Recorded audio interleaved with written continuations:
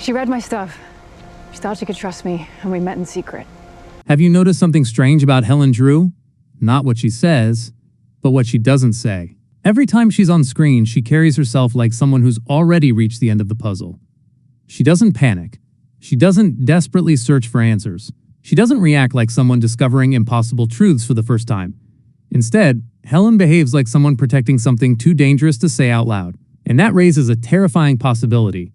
What if Charlotte told Helen everything before her memories were erased? Not just who she was, but what she discovered. Because if that's true, then Helen isn't simply another survivor wandering through the ruins of forgotten history. She could be carrying the single piece of information the founders have spent centuries trying to erase.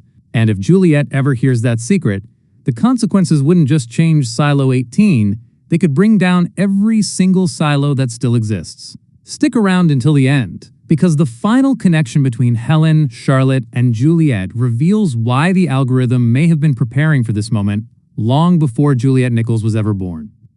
But before we dive into today's theory, do me one quick favor. If YouTube's algorithm hasn't already classified this video as dangerous information and quietly locked it in a basement somewhere beneath Silo 18, hit that subscribe button. It's completely free, it helps the channel more than Bernard ever helped anybody, and unlike the memory injections in this show, subscribing won't make you forget why you clicked on this video in the first place. Who are you? And seriously, watch this one all the way through. All IT heads and their shadows know about the other silos. Every clue builds on the last one, and if you leave halfway through, you'll miss the piece that ties Helen, Charlotte, and Juliet together into one theory that completely changes how we should be looking at Season 3. Now let's quickly rewind. By the end of Season 2 and the opening chapters of Season 3, the story had already shifted far beyond a simple rebellion against corrupt leadership. Juliet had exposed lies that generations of people accepted as reality. Bernard had shown just how far those in power would go to preserve order, and the existence of multiple silos transformed the series from a mystery about one underground society into a conspiracy stretching across centuries. But while everyone focused on Juliet's journey, another storyline quietly slipped into the background. Charlotte's memories were gone. Entire pieces of her identity had been stripped away with surgical precision. Yet despite standing beside someone who no longer fully understood herself, Helen never seemed surprised. She never acted confused. She never questioned why Charlotte behaved differently, almost as if she'd already prepared herself for this exact outcome. That detail becomes impossible to ignore once you remember how memory manipulation works inside the world of Silo. Memories aren't erased at random. They're removed because they threaten stability. A collection of stories we've told ourselves. Memory is our internal biography. The people controlling the system don't waste resources deleting ordinary experiences. They erase dangerous knowledge. They erase discoveries. They erase connections that could unravel the carefully constructed reality every citizen is expected to believe. Which means Charlotte didn't lose her memories because they were personal. She lost them because they were powerful. Somewhere before the wipe, Charlotte learned something so significant that the safest option wasn't imprisonment. It was making sure she could never remember it again. But here's the problem with wiping one person's memory. Knowledge has a habit of surviving in unexpected ways. She read my stuff. She thought she could trust me, and we met in secret. Throughout history, whenever governments burned books, someone hid a copy. Whenever scientists were silenced, someone else carried the research forward. Whenever the truth became too dangerous to exist publicly, it survived privately through trust. One conversation, one letter, one hidden message. Human beings have always found ways to preserve what matters most. But he decides what people remember, what they don't remember. Doesn't that worry you? Why should Silo be any different? Now put yourself in Charlotte's position. Imagine realizing your memories are about to disappear. Imagine understanding that within hours, or even minutes, you'll no longer recognize the work that consumed your life. You won't remember the people you trusted. You won't remember the discoveries you made. You won't even remember why those discoveries mattered. If you knew that fate was coming, would you simply accept it? Or would you find one person you trusted more than anyone else and tell them everything before it was too late? That brings us back to Helen. Notice how carefully the writers introduce her. She's never framed as the smartest person in the room. She isn't portrayed as a revolutionary leader like Juliet, or an obvious mastermind pulling invisible strings. Instead, she's something much more interesting. She's calm, patient, Observant. She listens far more than she speaks. In television, those kinds of characters are rarely accidental.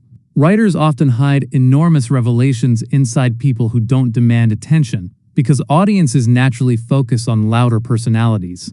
Helen blends into the background, and that's exactly why she stands out once you begin paying attention. She behaves less like someone searching for answers and more like someone guarding them. Think about every conversation she has with Charlotte. Most people would instinctively try to fill in the missing pieces. They'd constantly remind her who she used to be, explain what she'd forgotten, or desperately try to force those memories back into place. Helen doesn't do that. Instead, she carefully nudges Charlotte forward without overwhelming her. At first glance, that feels compassionate. But there's another way to interpret it. Helen isn't trying to recover Charlotte's old life because she already knows Charlotte's old life isn't what matters anymore. The memories were never the destination. They're only the path that led Charlotte to one incredible discovery. And what if that's exactly what Helen is protecting? This is where the memory program becomes far more sinister than we originally imagined. Most viewers see memory wiping as a punishment, a convenient way for those in power to remove troublesome people without killing them.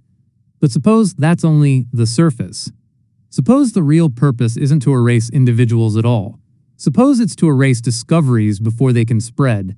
Every scientist who gets too close, every engineer who asks the wrong question, every historian who connects one forgotten record to another, they aren't dangerous because of who they are. They're dangerous because knowledge spreads. One person becomes two become 10. 10 become an entire silo, asking questions no algorithm can answer.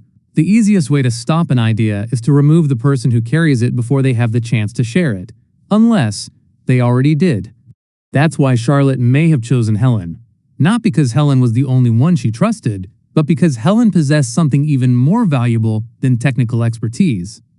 She knew how to wait. She knew when to stay silent. And above all else, she knew that surviving sometimes means keeping the truth buried until the right person comes along to uncover it. Charlotte didn't need another scientist to continue her research. She needed a guardian. Someone who understood that timing can be just as important as knowledge itself. Now think about Juliet's arrival in all of this. Juliet isn't simply uncovering old secrets. She's completing unfinished work. Every answer she discovers feels less like coincidence, and more like she's following a trail someone else left behind. We've spent so much time assuming that trail belonged to forgotten rebels or hidden resistance groups that we've overlooked another possibility entirely. What if Charlotte intentionally created that trail before her memories disappeared? What if Helen has been quietly protecting each piece until someone capable of finishing the puzzle finally appears? And what if Juliet is that person? Because suddenly, Helen's role changes completely. She isn't the keeper of every answer. She's the bridge, the connection between Charlotte's erased past and Juliet's future. Without Helen, Charlotte's discoveries vanish forever. Without Juliet, Helen's knowledge never reaches the person capable of acting on it. Neither woman completes the story alone. Together, they become two halves of a truth that the founders, and perhaps the algorithm itself, have spent generations trying to erase. And if that's true, then the biggest mystery in Silo isn't what Charlotte forgot, it's what she made absolutely certain Helen would never forget. If Charlotte really trusted Helen with one final conversation before the memory wipe, then the next question becomes far more important than whether Helen remembers it. The real question is what was so dangerous that Charlotte believed it had to survive even if she didn't. Because people don't risk everything to preserve ordinary information. They risk everything to preserve the one truth capable of changing history. And if Silo has taught us anything over the past 3 seasons, it's that every system of control has one fatal weakness. It depends on people never learning how it actually works. The moment that illusion breaks, the system begins to collapse under the weight of its own lies. That's exactly why Charlotte's research may never have been about recovering old memories. It may have been about discovering who controls which memories survive in the first place. For years, we've looked at the memory program as though it were a medical procedure, a technology designed to erase specific experiences from specific individuals.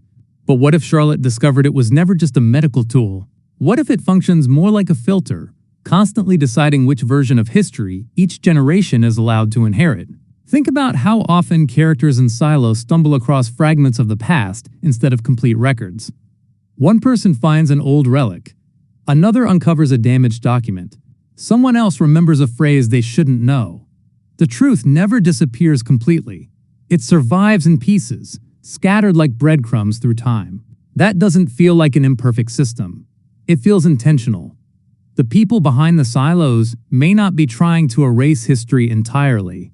They may be controlling how much of history each generation is permitted to know. And that's where Charlotte could have crossed a line no one was supposed to cross. Imagine discovering that memory removal isn't simply reactive, that it doesn't wait for someone to become dangerous. Instead, it predicts who will become dangerous, based on what they're learning, who they're speaking to, and what conclusions they're approaching. Suddenly, the algorithm becomes something far more terrifying than a machine enforcing order. It becomes a machine anticipating rebellion before rebellion even exists. Every conversation, every discovery, every pattern of curiosity becomes another piece of data. By the time someone realizes they've uncovered the truth, the system has already decided what to do with them. Doesn't that explain why certain people seem to become targets, while others spend their entire lives asking harmless questions without consequence? Curiosity alone isn't the problem. Plenty of people wonder what's outside or question the rules. The danger begins when curiosity turns into understanding. Charlotte may have reached that exact point. She stopped asking questions and started connecting answers. She saw patterns no one else noticed. She realized the memory program wasn't cleaning up isolated problems. It was quietly shaping civilization itself. Every erased memory wasn't just one person's loss. It was another chapter of history permanently removed from humanity's collective understanding. Now think about Helen again. If Charlotte shared that discovery with her, Helen suddenly carries something that no database, no hidden archive, and no encrypted server could ever fully replace: human memory. Imperfect, emotional, and impossible to search with an algorithm unless the algorithm already knows where to look. Maybe that's why Helen keeps so much to herself. She understands that the safest place for the truth isn't on paper or inside a computer. It's inside someone who knows exactly when to speak and when silence is the only thing keeping that truth alive.